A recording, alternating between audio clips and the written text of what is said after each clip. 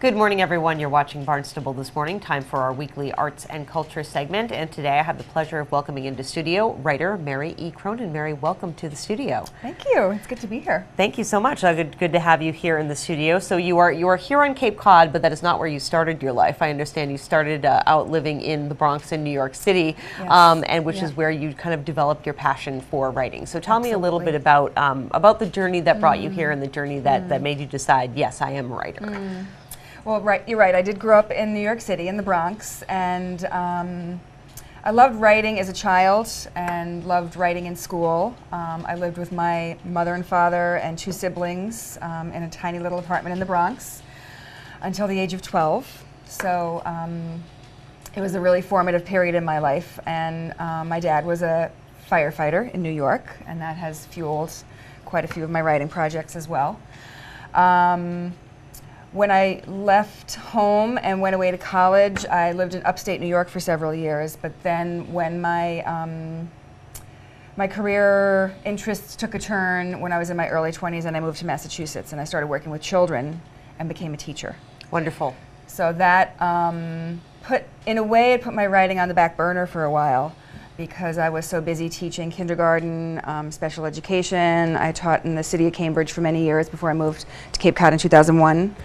But at the same time, I was immersed in teaching reading, in children's books, and that really became my passion for this part of my life. Absolutely. And so, going from New York to Massachusetts to writing to teaching, and you say that kind of brought you here to Massachusetts and kind of changed things. I understand that you did kind of change gears a little bit and want to focus on children's literature later in life. Yes.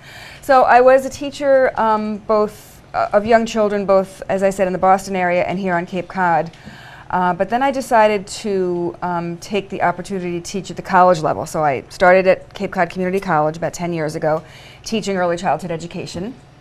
And but my love has always been that early literacy and children's books. So I decided to go back to school after a long time of teaching and become a student myself. And so I went to Vermont College of Fine Arts, which is a place I love, and they have a master's program in writing for kids so that you can be at home and be a parent and work, and then you take these 2 periods a year where you go up for 10 days and you have this intensive time of learning and being in writing workshops and learning from your teachers and mentors.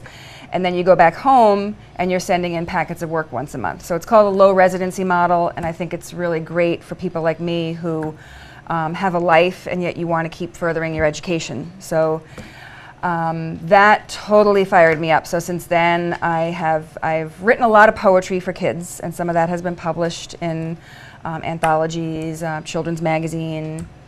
And I have since written a novel that I'm now ready to start sending out into the world. Wonderful. So that was a big undertaking. So I'm interested in a lot of different genres in children's lit, but I'll never stop writing. That's right. And so what is the difference in writing for children and for young adults? What have you learned as you've kind of gone through your educational, I'm sure your own personal journey is in writing as well as what you've discovered, the difference perhaps, writing something that's geared towards an audience of adults as to writing something that's geared towards an audience of younger people? Well, I think one of the first temptations that a writer needs to resist when you're writing for children is we have this temptation to impart a big lesson. And here's this amazing story, and then here's the sort of moral of the story.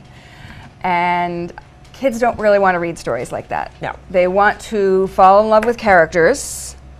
They want to go through a lot of peaks and valleys with their character and not be able to put the book down when it's time for bed. And at the end, they want to feel some kind of transformation that the character has undergone. So if you think about, one of the big classics, Harry Potter, so many kids were devoted to that character. There was no one takeaway lesson other than, I would say, it's becoming the person you're meant to become. Exactly.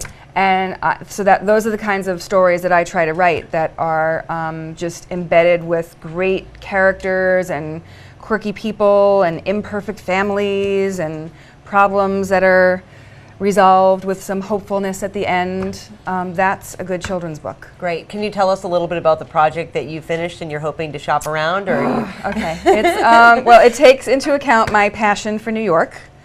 So I've got an 11-year-old girl main character who goes to visit relatives in New York City and ends up tumbling back through a time portal. So it's a time travel. Very cool. And she ends up back in 1887 on this small island in New York where there was a very infamous lunatic asylum. Okay. And she meets two kids and agrees to help them try to get their mother out of the lunatic asylum. Wow. So there's a little thread in there of social justice because at that time in history a lot of women were put into places like that because they were quote unquote hysterical or they didn't speak English or they were destitute. But that's not what the story's about. The story's about this girl named Elsie realizing how powerful she is. Wow. And a lot of people in her life have been telling her she's overly sensitive and you can't care too much about everybody you meet. And that ends up basically being her superpower. Wow. And I want to speak to a lot of kids who kind of feel that way about the world. That sounds wonderful. Mary, I want to talk to you about something really interesting that you're doing here on the Cape. And in addition to teaching at the college level, you have been teaching at the correctional facility, which yes. There's got to be an interesting and amazing experience. So tell me how you got into doing this. It happened in increments. When I was just finishing up my MFA program, I kind of felt like I was in a little bit of an ivory tower and that I'd had this amazing privilege of studying for 2 years. And I wanted to give something back to the community. So I saw a flyer for that they needed help with a book club at the prison. Okay. And it was run by this amazing woman named Marilyn LaRiviere, who's from the Mid-Cape. And so I met Marilyn and learned about the book club and became part of the book club. So I would read the books and then just go and try to guide discussion in the women's unit at the prison. And after doing that for about a year, I loved it, but I thought, I'm not really using maybe my fullest potential in terms of my passions. So I pitched the idea of a creative writing class. And Megan Pavo is the woman who's the treatment specialist there, and she takes care of arranging a lot of the opportunities or educational programming. And she loved the idea. So I did that for about a year and then took a break because my teaching schedule had ramped up. But now I'm back again and it feels really good. So how do the inmates, how do the prisoners react to learning this writing? Is it something that they have the option to do? Is it something that is just part of their general experience there? It's definitely a select group. So I think the women have to be in good standing in terms of following the rules and sort of doing the things that they're supposed to do. Mm-hmm. Number one. And number two, then they can just indicate an interest. And so for example, this time, I just finished my third session today. So the first session was 8 people. When I went back last week, it went up to 15. Wow. So that's good. That was word of mouth, and they're talking about, okay, it's not about reading and writing and getting your spelling corrected and being back in school, which for some of them wasn't maybe a positive time in their life. It's about self-expression, and there's a lot of laughter in the room. That's good. And a few tears, but it's about creative expression. Well, and I've always found writing to be incredibly therapeutic. It's like when you're either when you're really happy or you're really upset or you're trying to work through something, if you can just spill your words out into the paper and no one even has to read it. Exactly. But it's amazing how the difference you feel and how a little more sorted out your mind feels when you're done. Yeah. So that's what I tell them, is that you can carry things around in here and in here, or you can get it down, and it's a relief to get it down. You lay it down, and you're not carrying that weight around in some cases. So they have bought into it. They love it. From the very first class, one of them said, I can't believe how much fun this is. Someone today said, I've always loved writing, but I was afraid of doing it wrong, and now I'm not worried about that anymore. That's wonderful. That's wonderful. So is this something I would imagine you want to continue, and do you see it perhaps growing over the next few years? Oh, that's a good question, because I have done it as a volunteer for a period of time, and I'm at the life stage where I'm trying not to do as many volunteer things just for my own juggling. I teach at 3 different colleges. I'm constantly trying to figure out, okay, what's the income level like, as many writers do. So I just have applied for a few grants, arts grants, because if I can feel like my time is being paid for, I would keep going with this for a really long time. Indeed. And I love it. It's so rewarding for me.